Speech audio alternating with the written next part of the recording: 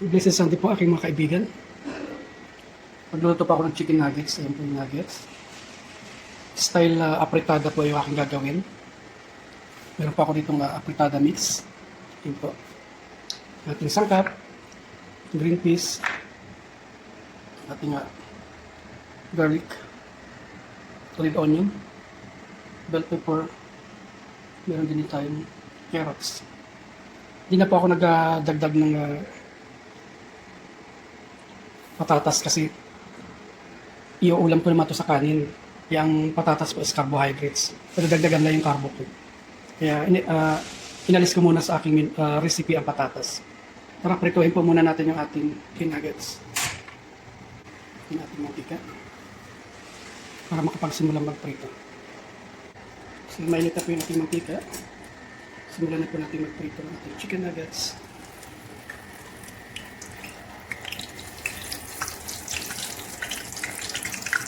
So, yun po yung ating first batch. Mabilis lang po itong lutuin kasi pre-cook na rin itong chicken nuggets.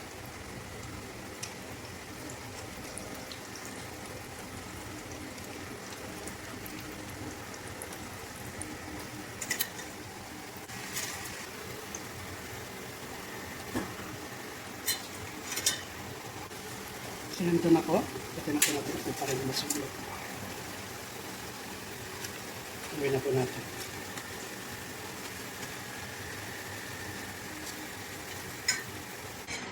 Lutuin naman po natin yung ating sarsa. Start with bawang. Then red onion.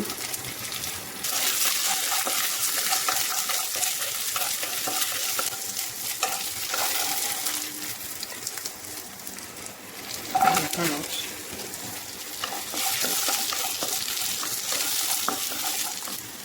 Long green chili.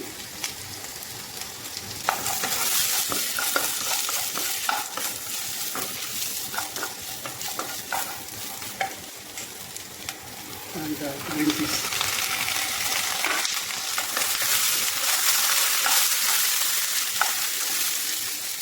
Sesame seeds and black pepper. Ang teaspoon lang po yun. Kaya po.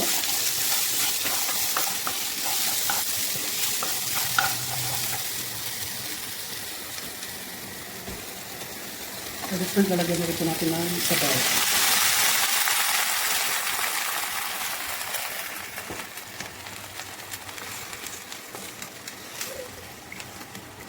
Kailan po natin kumulo yung sabaw.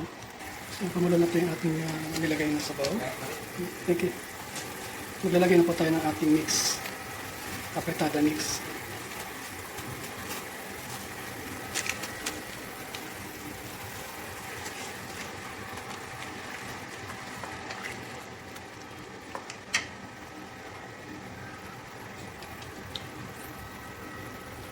Medyo maanghang.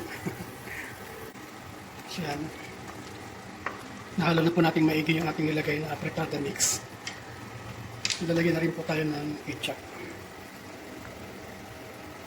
To balance the lasa. At the same time para lumapot po yung ating sauce. Yung ating sarsa. So yan. Malapot na po yung ating sarsa dahil sa ketchup. Nilagay ko na rin po yung ating chicken nuggets.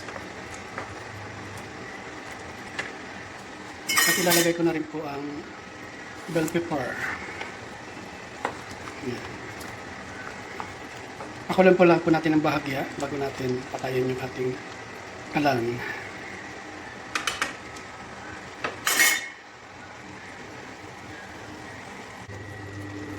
So yan na po mga kaibigan, nakalagalag ang ating apitadang chicken nuggets. That's it.